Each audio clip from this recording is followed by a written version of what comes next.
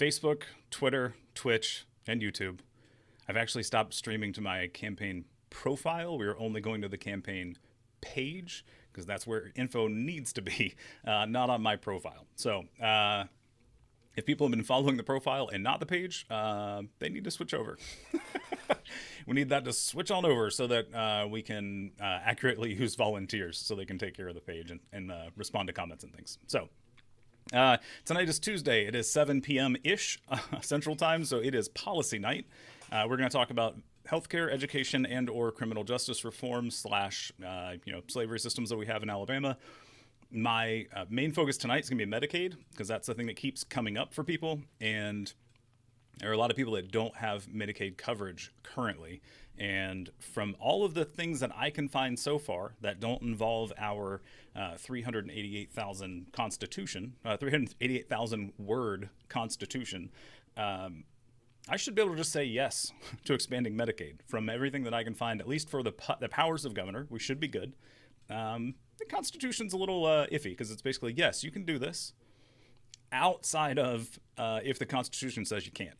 And it's a really long document. So we'll see how that goes. We're going to keep looking into it before we, try to actually implement that in January. But the plan is just to say, hey, guess what? Executive order, yes, we're expanding Medicaid. People need as much healthcare as I can give them within my powers, and we'll go from there. So Medicaid, I want to go over some stats, which I think I still have open. We are going to hopefully have that page open. I think we do. Let's see. Yeah. So in 2019, at least. So this is the last time some of the stats were pulled from kff.org. We have 4.7 million people in Alabama, total population. About 36% of us are in low income. So we're less than 200% to the federal poverty line. Then 21% of Alabama population is also covered by Medicaid or CHIP. So we're trying to increase that some because there's some uninsured rates that we're trying to increase. Adults in coverage gap, meaning the people that aren't covered by insurance, is about 140,000, at least in 2019, according to KFF. And that rate it looks like is about 16% in 2013, and then in 2017 is about 11%. And we are trying to further reduce that uninsured rate so that everybody has access to healthcare, so they don't die or get sick or worry about glasses or teeth or anything else just because they don't have enough money, because that is an unacceptable reason for somebody to not have healthcare for me. Let's see. Make sure we're getting all of our stats right, because this is what we're trying to fix. Let's see. Keep scrolling through because it's a PDF and it's got a bunch of info, but not all of it's necessarily relevant. I think we've mentioned it previous streams, but Alabama actually won't be paying for the full expansion. The federal government covers about 90% of that expansion, so we'd only be responsible for 10%. So whatever that total cost is, we only have to figure out a way to fund that 10%, which is a much smaller number. So we'll be taking care of that. Let's see. And then the good thing is, we have some flexibility with how Medicaid is designed, for better or worse. Worse than sometimes, we're hoping to take advantage of that and increase some of those coverages. Things like eligibility, delivery systems, provider payments, premiums, cost sharing, benefits, and waivers are things that it looks like we actually have some control over, which is good to hear. And then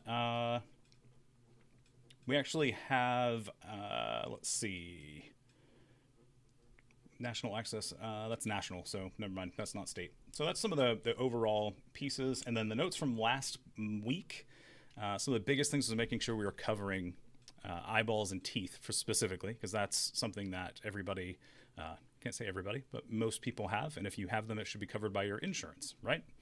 So that's something we want to make sure is actually covered by our our healthcare here in Alabama, and Medicaid, something we have some control over. So the goal there is to do that. Let's see. I was hoping. Yeah, we've got some chat coming through. Let's see. Oh, people are tagging people. Cool. All right. Keep tagging people. That's great. Bring them in. If anybody has any Okay. questions about Medicaid, feel free to put them in, or healthcare. We're going to keep moving forward. If you're on TikTok, please use the Q&A feature so I can quickly reference your question. If you don't, I am not going to be able to go back and scroll those. And as much as I want Taylor to be able to keep up with those, sometimes becomes impossible. So please try to use the Q&A Yeah, I feature. try.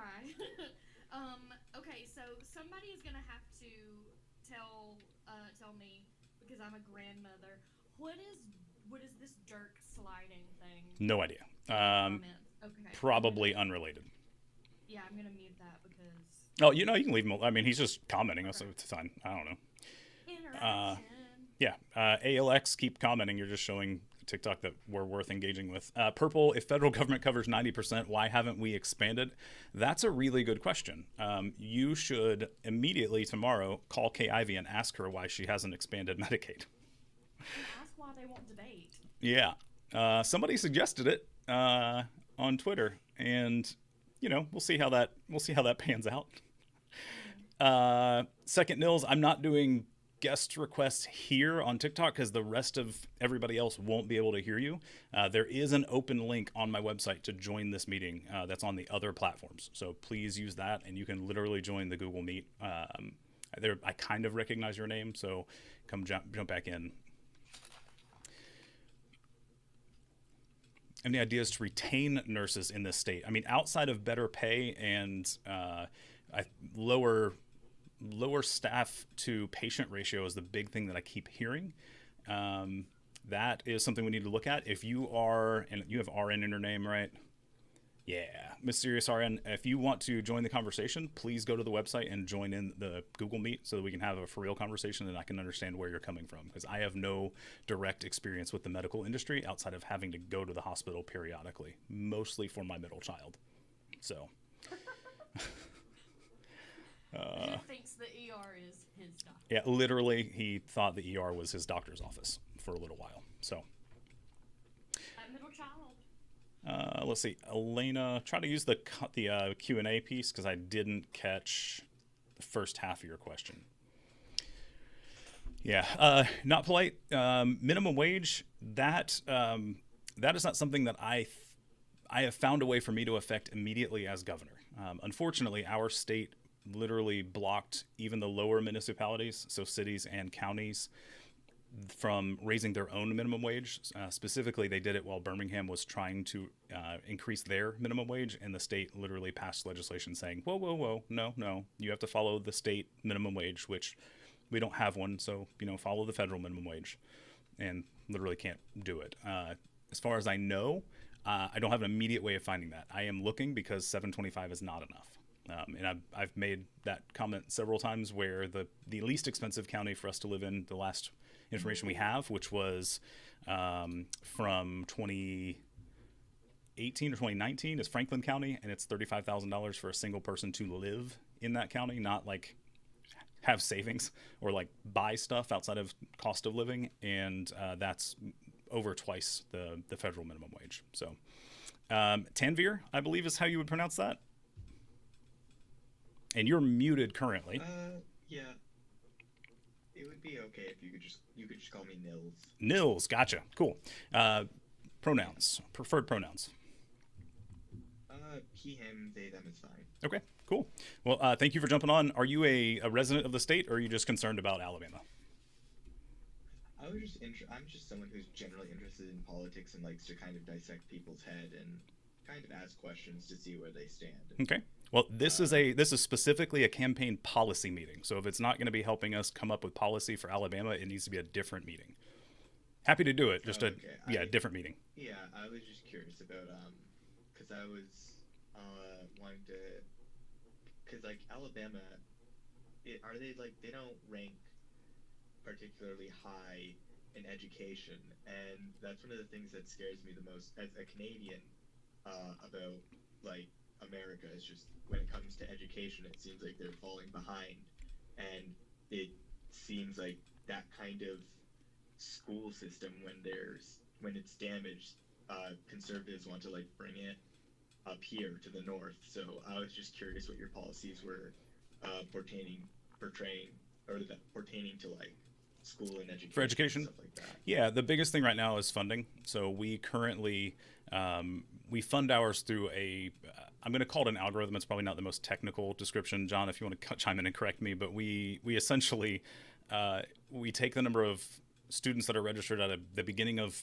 one year, and then use that through a series of math conversions to figure out how many administrators, how many teachers, how many pick a resource at a school, and determine that through a bunch of math problems, rather than just saying like, hey, each student needs $80 a day or whatever the number is. I'm ballparking because I don't have the numbers currently, but that the way we handle our funding isn't funding our schools equitably currently.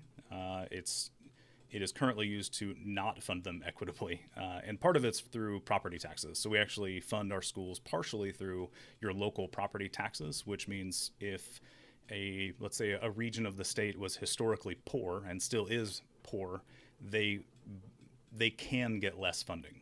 In theory, we could balance that out as a state, but we don't do a good job at that currently, based on the research that I've seen from third-party research. The state's not going to tell you that, but it doesn't seem like it. Somebody did mention something that's related. So, and I actually just found this out recently, JM, the FAFSA requirement to graduate high school. We actually just passed that recently, where you have to fill out your FAFSA.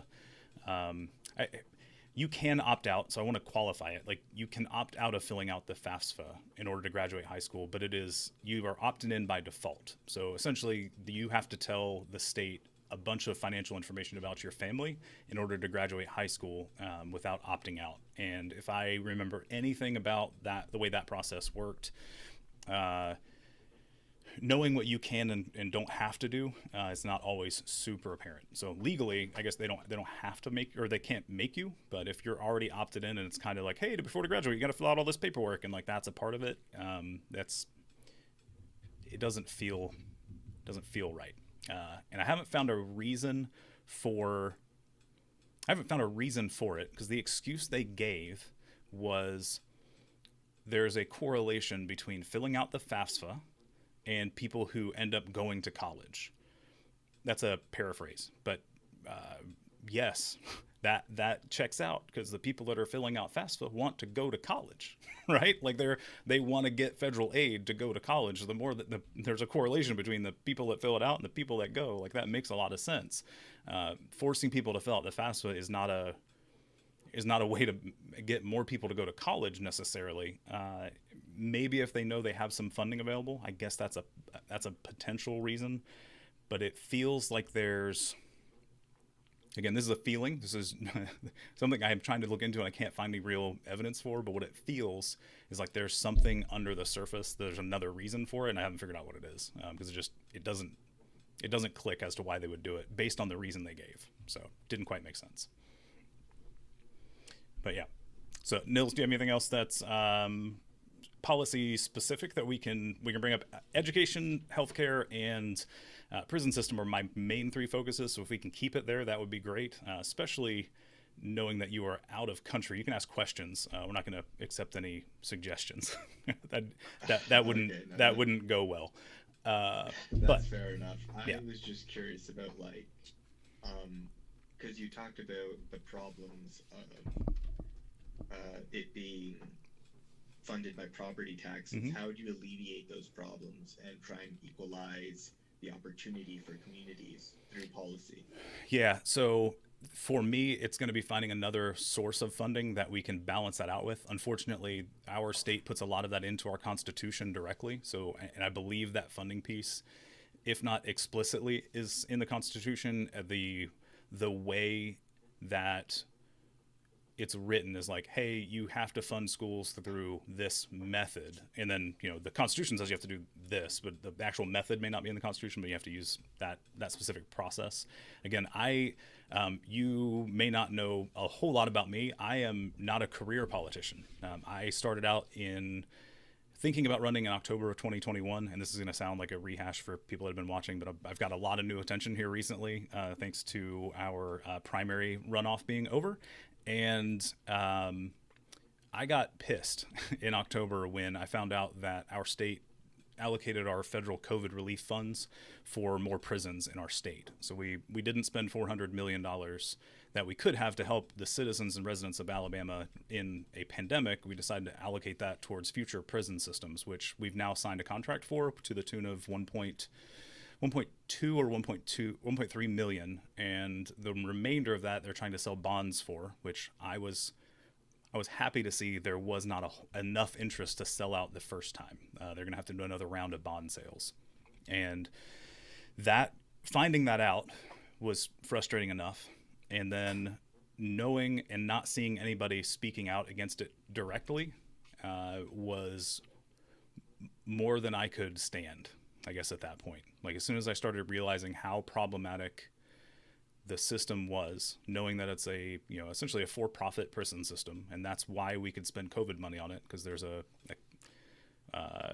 exception or a clause on how to use your COVID money, and one of it is for lost revenue, and that's our state's official response is, you know, we're using it because of lost revenue. We're going to build more prisons, and that was kind of the last straw. So I decided to look into something, trying to run for something. I was going to do the stereotypical thing of finding something small and local. Didn't see anything that would make a whole lot of sense that I could also run for right now. Originally it was going to be school board, just because, you know, I've got kids in school, so let's start small and do something that I can make an impact and also am passionate about. And those weren't up for election, so I kind of put it on the back burner. This is kind of my backstory that people have probably heard before, but I, you know, kind of put it on the back burner. Ran into somebody here on TikTok who said, you know, it's the midterms, like the governor's seat is up, and I was like, well, yeah, that's true. I'm also just, you know, I'm a guy from Daphne, and they pointed out that, you know, I meet all the requirements and they would help me get my campaign started. So that's how I got here. So a lot of the questions you may have, I probably don't have answers to, and that's one of the what people seem to find refreshing about my campaign is, like, I'm not lying to you. I don't know, but I want to talk to the residents of this state and say, hey, like, oh, you're a doctor, you're a nurse, so you deal with this every day. Like, what are the actual problems? Not the bureaucratic problems, but like for you as a nurse, as a doctor, as an optometrist, as a dentist, as a pediatrician. Like, what are the problems you're running into, and let's see if we can find a way to fix it. Right? Like, we're here to help the people of the state, not trying to create laws just to create laws. We want to make sure we're helping people as much as possible. So I hope that answered your question. Yeah, there's quite a few Q&A questions that have come through. Well, I was going to say, on the education system, you had a couple of questions about lottery to fund education. Yeah, I will answer that every time somebody asks, because I'm waiting for somebody to have a better solution. So my problem with the lottery that I have seen every time it's been proposed in a realistic fashion has just been a stereotypical lottery, which has like impulse buy type situations where that is predominantly used by our impoverished communities, and the reason we want to fund education is to help those communities. So it feels wrong to take money from the people we're trying to help without giving them something immediately in return. It's more of a hope that they can get not poor, and then, oh, and we're going to spend some of the money you just gave us on education. And I would rather do something else that gives everybody who, you know, wherever the tax revenue comes from, would give that person an immediate tangible benefit. So my example typically is decriminalizing marijuana. It's like, you want to buy weed, cool, buy weed, you get your weed and we get tax money, and then we can fund education. That's a win-win-win all the way around from everything I can see. Well, you know, if you disagree, we can talk about it later, but like, to me, that's a win-win-win.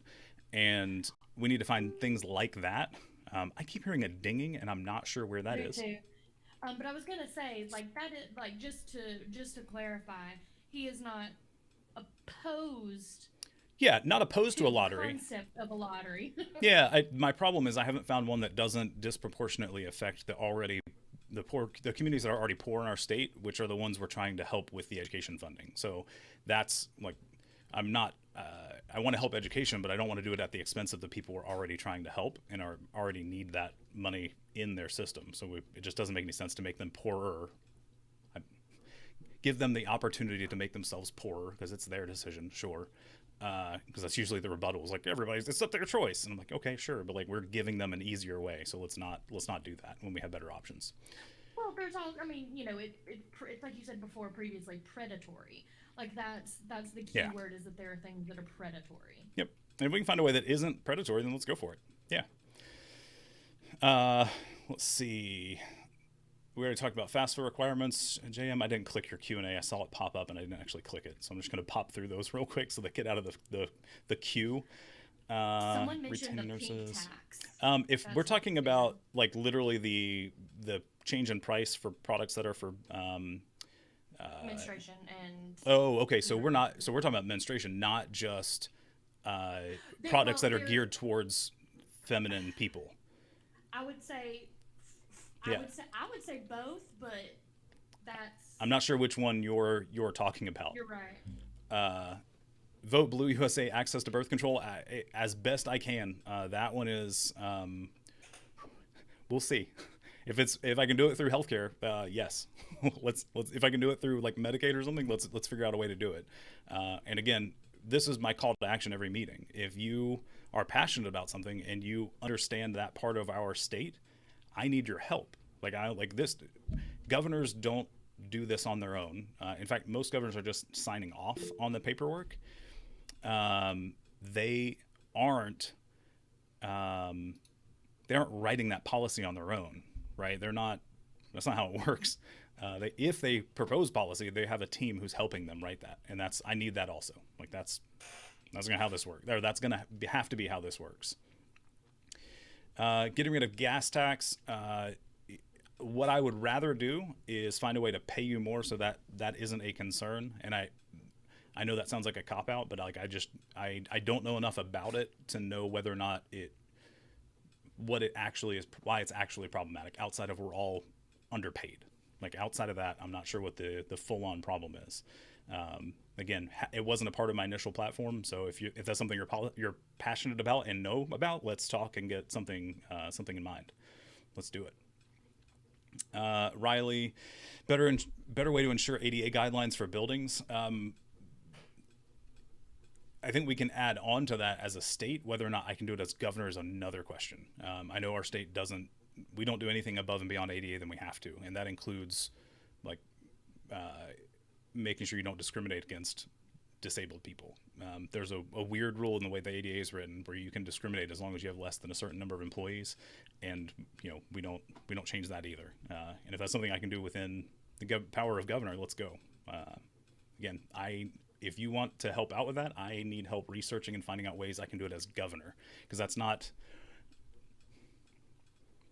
We're going to be politicians, but we're doing it out in the open. Right? Like that's how they do this. They do their research. They do stuff behind the scenes, and they find little loopholes, and that's how they do stuff. Well, let's just do it back. Like okay, like sure. Like let's do it by the law. If that's if we're gonna do it as governor, we got to find creative ways, because there's not a whole lot of power they've left to the governor. They've stripped a whole lot of it over the years. Already answered minimum wage. Any unpopular opinions? I mean, a lot of this is unpopular. Just to say that you think people should have access to abortions is unpopular, like that. I don't say pro-choice, and I do that intentionally. I say pro-abortion because, like, I want there to be no question that if you want or need an abortion, you should have one. So, like, it is just a form of healthcare to keep your body functioning the way you want it to. I think is a good way to phrase that. Somebody who doesn't have one, I don't have a uterus. I can't speak to how that works outside of third-party medical knowledge through other people, because I'm not a trained doctor. Let's see.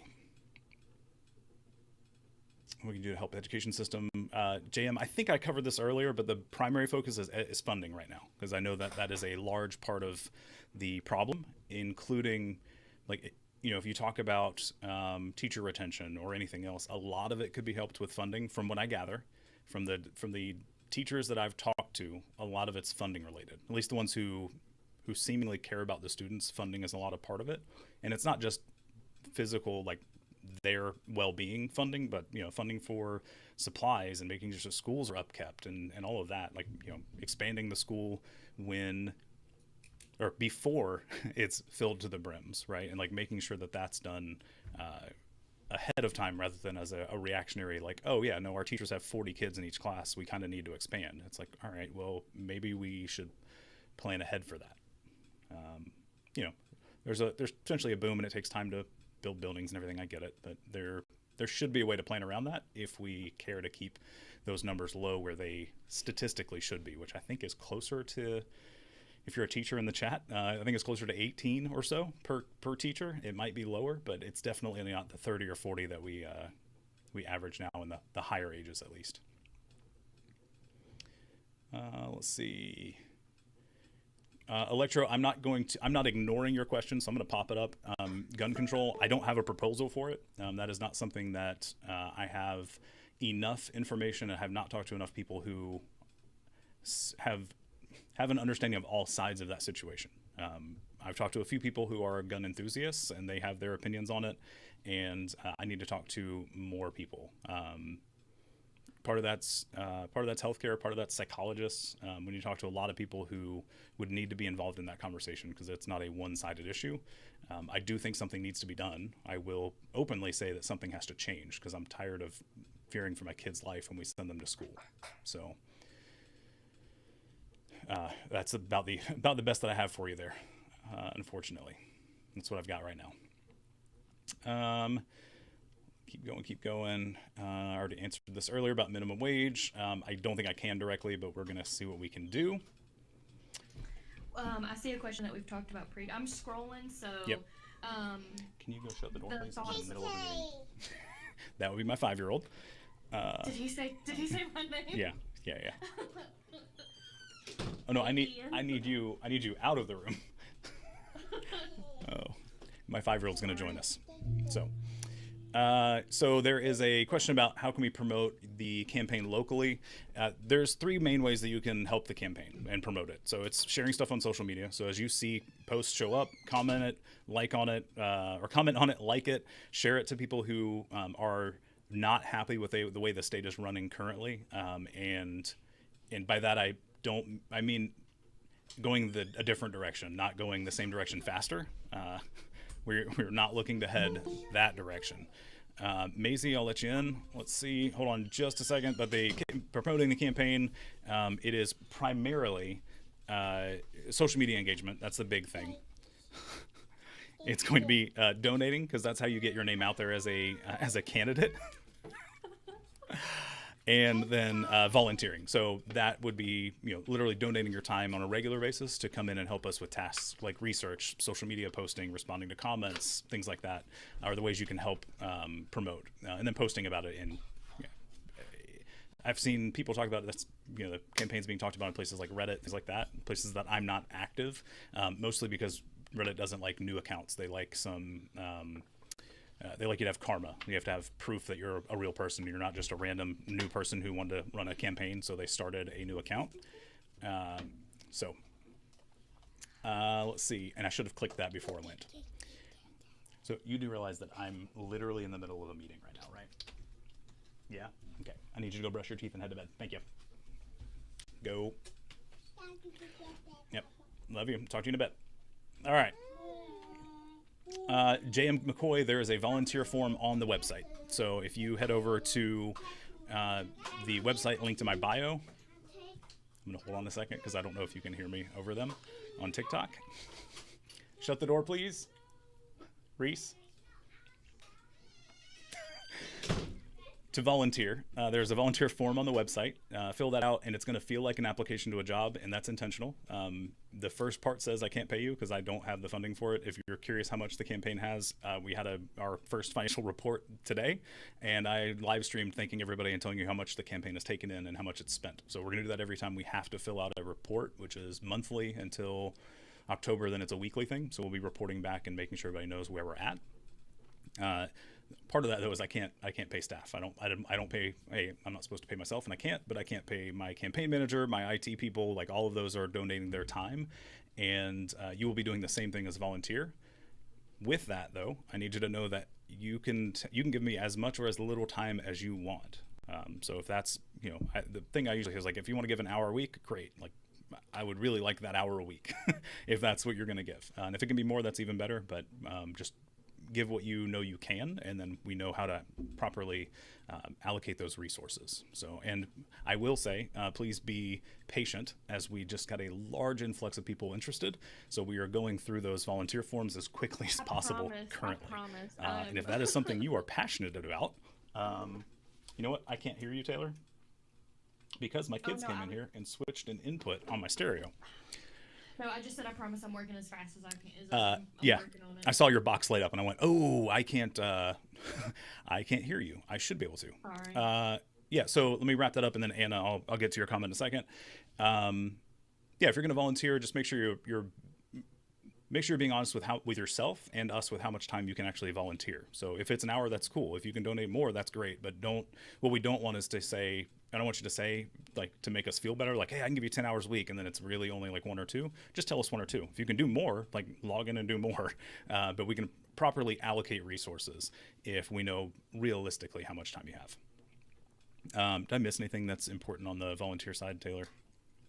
No. Okay. All right. So let me jump. Facebook has a comment from Anne.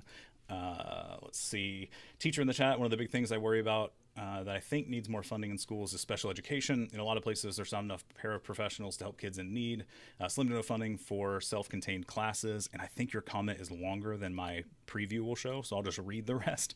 Let's see, self-contained classes, and a lot of parents who want to have their kids in specialized schools don't have ones close by to choose. Yeah, so another part of that is like IEPs, individual education plans, are, from what I gather as somebody who's done research enough to try and speak comfortably about a topic, having more of those would be great, as long as we can fund, like, creating the plans and having somebody dedicated who can help ensure that the student is following along with that plan, and actually it's helping, rather than one teacher to 30 or 40 kids and they all have an individual education plan. That's not feasible.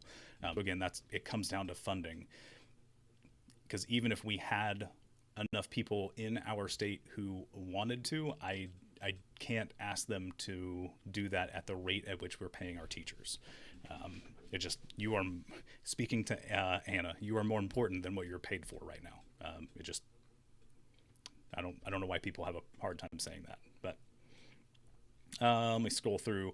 Do I have any plans for Baldwin County specific? Nothing specific in mind. The thing that is prevalent on everybody's mind right now is the toll bridge that keeps coming up every couple months, it seems like, and I still need to look more into that. I don't know enough about how that entire thing works in order to speak comfortably. So if that's something you're passionate about and know about, please let me know, because that is something infrastructure is not a specialty of mine. So it's not even a general interest. Like, I'm interested because I don't want to pay $50 a month to drive across the bay, because I do that right now. I drive across every day, and I don't want to increase that on myself, much less everybody else around me. So, on top of the fact that we aren't paid enough. So, let's see. Get rid of that. And that's very true. I appreciate it. And again, if you have input, please let us know. You don't have to volunteer to show up to these meetings and provide some input. If you want to be in the comments, great. If you want to jump in, you can. Maisie, I hope that that's who's actually here. I just have to go by what shows up on Google. Thank you for jumping in. Wasn't trying to ignore you. I wanted to get through my thought first. Do you want to speak, or are you just coming to hang out? I can speak a little bit. Cool. Preferred pronouns. She, her. She, her. Awesome. All right, Maisie, the floor is yours for a bit. I'm going to scroll through some TikTok Q&A to see if there's anything I need to cover, but you can go for it. Sure. I'm Mysterious Arian. So, oh, nice. I'm an Alabama nurse. Obviously, we have a nurse retention issue in Alabama. Obviously, you hit the 2 high points, which was the staff-patient ratios and the pay, which is the lowest in the country. Yeah. So, Alabama actually has a surplus of nurses, like licensed people. Okay. Just a shortage of people willing to work at bedside, meaning hospital and long-term care facilities. Right. Um, a lot of nurses left to travel because obviously higher pay, better opportunities, um, travel nursing, like to other facilities, especially during COVID, which I left even before COVID. But anyway, um, those are two main issues. And then also, we have, there's just a lot, a lot going on with nurses in the country right now. And especially in Alabama, um, we just kind of feel unheard and kind of helpless a little bit. Like we cannot raise our voice. Yeah, and part of that, and I will say this so that you don't feel like you have to, because I get that it's a general consensus. So you're not saying this. This is Jared, but something like a nurses union or something else, if that was feasible. I've heard that that would be something a lot of nurses would be interested in, so that they can actually stand up for themselves as a collective. And for the record, like I'm all for some union action. Like I'm here for it. I wish that they had more power in our state. It doesn't seem like that's the case, especially when we have the Brookwood miners who have been on strike for over a year now. Like I went to their 1 year. I don't. It's not a positive thing, so I'm trying to think of the right word for it because it's. I was going to say anniversary, but that's not a good. It's not a good thing. They were on strike for a year, and I found out while I was there that essentially the state has been not funding scabs, if anybody's familiar with the term, but it's the people who come in take the jobs of people who are on strike that aren't in a union, and the state was essentially indirectly funding those. So state troopers were escorting people from other states, from what I hear, and they weren't doing it on the clock, but they were definitely using resources. So let's say state troopers is what I was told, that they were escorting people across state lines to get them to the mine using state cars, uniforms, weaponry, like all of that was with them. So they were technically using resources, and that was one of the things that was suggested to me from somebody who I don't know if they'd want to be named. I don't think they would care, but it doesn't really matter. Their suggestion was like, yeah, like that's one thing you could do to help unions is make sure that the state isn't funding like or undermining us by allowing people to come in and take those jobs. So that's Right. Right. yeah. Again, I'm well aware that it is a concern for certain groups of people to say that they want to unionize publicly. So I will say that that sounds like a good plan to me, and let's figure out a way to do that if that's something you're interested in as a nurse. If you want to do that privately so you don't get fired for it, let's talk. We don't have to do our meetings publicly. I do those as much as possible, so that the campaign's transparent as possible, because I'm tired of people doing stuff behind doors. Gotcha. Yeah, Gotcha. if you got to stay safe, you got to stay safe. Like I've talked to people about like Medicaid, and they're like, yeah, I don't really want to talk about this publicly because it's their personal medical info. It's like, all right, I got you. It's cool. We don't have to. I won't use names. Like we'll get stats from you. Like the thing that I didn't understand was they are a couple. They are not married, because then there's an issue with disability there. But they can't, or they don't earn more than $1,400 a month, and they still have to pay for normal expenses. But they also can't have more than $2,000 of savings. Isn't the right word, because it's not just money in the bank. It's literally your net worth essentially can't be worth. What's that, John? Assets. Yeah, assets. Thank you. Yeah, you can't have more than $2,000 worth of assets. Otherwise, you end up getting taken off of disability as well, or can be. I do want to qualify that. It's either you are or you can be taken off of disability. So essentially, once you're on disability, unless you have a family who can help take care of you, you're never coming off of disability, because you can't afford to save up enough to get off of disability. Like you can't have a house. Like you can't have assets, and it's nuts. Actually, I was talking to my in-laws. So my youngest sister-in-law had a traumatic brain injury when she was a kid. She had a brain tumor, brain infection, and she's in a wheelchair. And we were talking about Medicaid and all that at brunch on Saturday. And my in-laws were told that they would get more as far as like funding and stuff goes, if they were divorced. Yeah. And like I just hate that. I mean I understand that people would pass on that information because I mean when you have a chronically ill child, any help is welcome. But also they were talking about a friend who they met on the hospital, whatever, and they wound up going bankrupt. Just medical bills and stuff like that. And I just cannot communicate how much it infuriates me that someone is on disability and is getting some form of Medicaid but is still bankrupted just because they survived. Yeah. It Yeah. is so bananas. It's so on most of my posts on social media, at least if I'm doing it consciously and it's not out of rage and just posting something, I try to use a couple hashtags, and I chose them wisely or chose them intentionally. And one of those is people over profit. And if once you think about it, a lot of the things that we do as a society, whether it's through government or just how we treat other people, it's not that. And I wish everybody would start thinking about it more intentionally, because healthcare is one of them. Food is another. Somebody mentioned grocery tax earlier. I just remembered it because I caught it in the thread. I don't think it was a Q&A question, but grocery tax. I need to figure out where that is implemented. I don't know if that is if that's a constitution thing or if that's just an act that got put into the Code of Alabama. We can figure out where it's at, and find a way around that, because that's food, right? So let's not maybe not let's tax the thing that you need to live. We're getting into some of that. Somebody asked what some of my unpopular opinions are, and I have some that I think if I said now it wouldn't go well with a lot of people, so I'm going to hold off on those for now. Let's just trying to figure out how I can say this without raising too many eyebrows. I don't think that people should go without housing, food, or healthcare.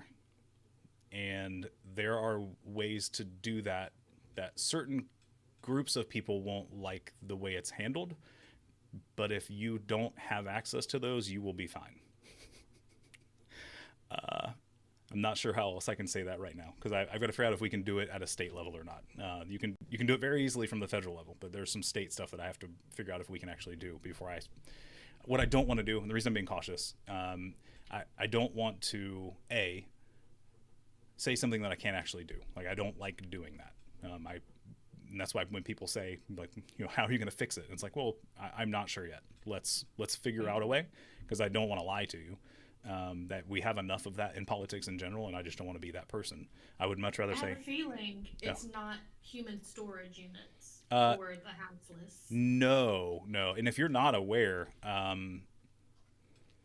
there is an organization in Birmingham, because from what I gather now, it is not officially funded by the city, from what I gather, but they are currently trying to find a way to make the houseless community in Birmingham less apparent during the World Games.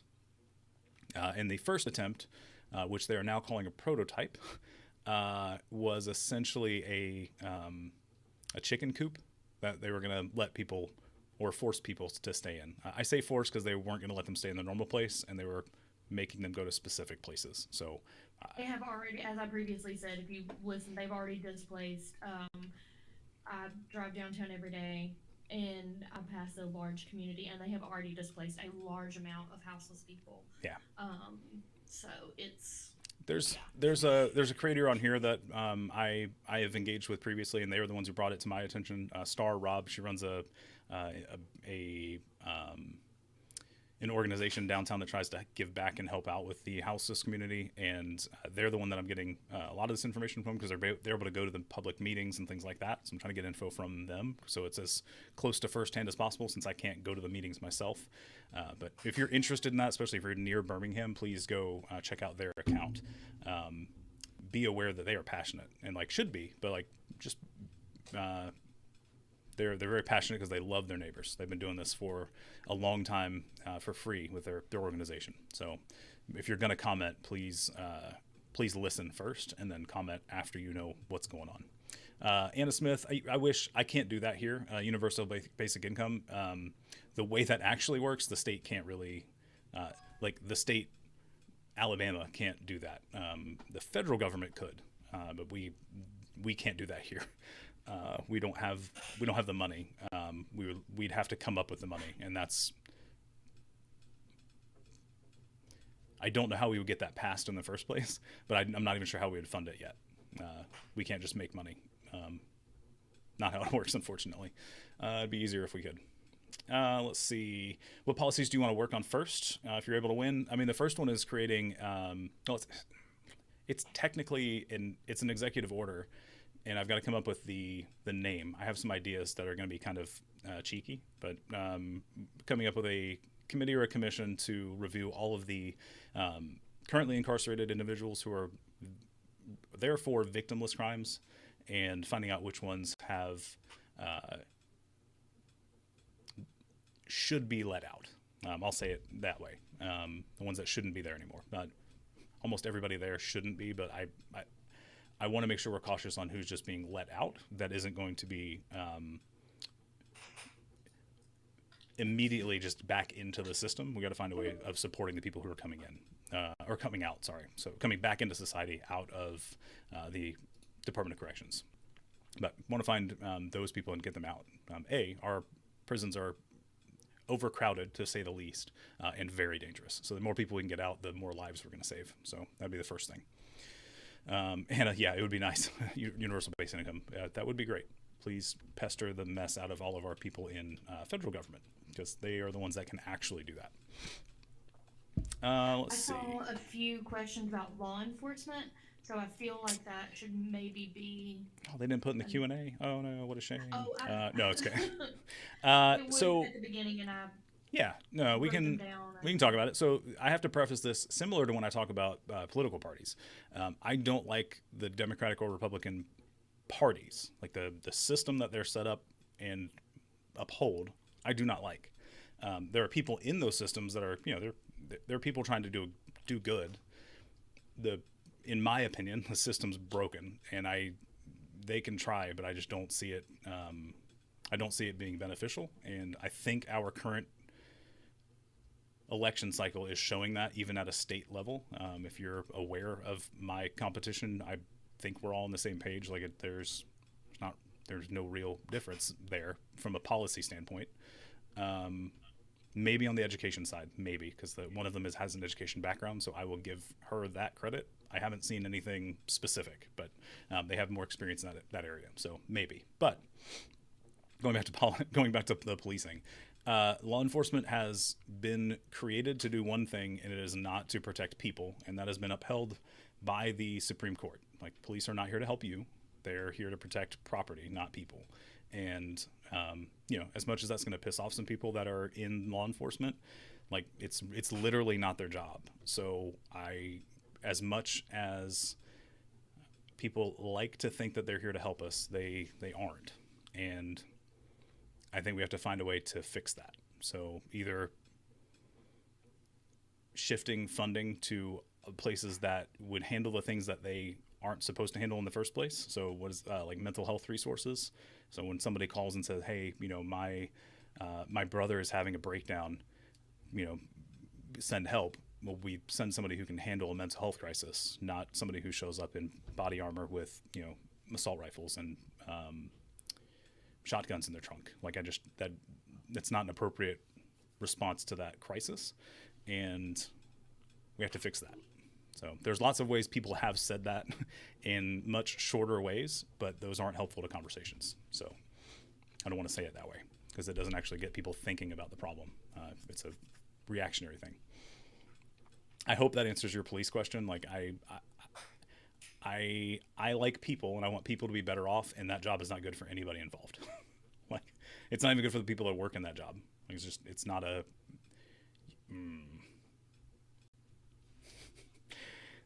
Yeah. Yep. Thoughts on water utility problems in some areas? we gotta get people access to clean water. Dolphin, I'm not sure exactly what you're thinking of. If you have examples, I would love to hear a specific example. I also have like 6 minutes before Google literally kicks us off a meeting. We're using the free version because it's thrifty, but also it makes us keep our meetings to an hour. So it literally just ends it in about 6 minutes, maybe sooner. Hold on, 7 minutes. There we go. We got about 7 minutes. So if you want to clarify, I'll try to talk about it, but I think everybody should have access to healthcare, housing, food, like water, things that you have to live, like you literally die without. People should have access to that. Generally Also, speaking. if you didn't get to your question, you can always send a feedback form. It goes directly to him. Yeah. But please don't expect me to remember these past later today. So somebody asked, Mo, you asked about thoughts on LGBT community rights and in education. So I think we're talking about those together. I mean, the LGBT community, I can in just a few minutes. Yeah, I'm still in the middle of a meeting. Thank you, buddy. That way. I'll be out there in like 5 minutes. Oh my gosh. He's gonna set a timer. Google's already set a timer. So thoughts on the LGBT community in education? I mean, do you mean, I don't know which way you're going with the question. So I'm going to go with what my gut instinct is. And you mean making sure people understand that community exists and some of the realities about the community in education. And I am for that at age appropriate levels. So the thing I liken it to, so that people can get their head out of the heated topic that some people think that it is liken it to complicated math. So let's say calculus. Like, we don't teach calculus to kindergartners. We start with the basics and build that up from there. So we can do something very similar for what it means to be a human as a whole. So, your just general emotions, what it's like to have growing pains. Like, pick a part about being a human, and then we have to teach kids at age appropriate levels what that means. And I'm not going to go into a whole lot more detail because I can't be age appropriate with a 7-year-old behind me. So Who won't leave the room? I think we're going to go ahead and end it because he's not taking a hint. Hey, Reese. Everybody have a good night. You want to be a part of another policy meeting Tuesdays at 7. Saturdays we have our strategy meeting at 9 a.m. and we have our field organizing meeting at 10 with a little bit of a break between the two, so we're not doing back-to-back meetings. And something I don't think we've mentioned publicly, but our volunteer onboarding meetings are on Thursdays. So if you're going to volunteer, if we don't schedule a meeting for you right away, it's because they happen on Thursdays. So if we get back to you on like Wednesday and you can make the Thursday meeting, that would be great. But if not, we'll see you on the next Thursday, and that way we can get you familiar with the systems we're using. So I think that's it. If anybody has anything else, feel free to reach out and let me know. And my son is now zooming in on the camera, which is super cool. Everybody can see that. Thanks, buddy. TikTok has no idea, but I literally just got zoomed in on my nose. So everybody else, y'all have a good night. I will catch you guys another time. Spend time with your family.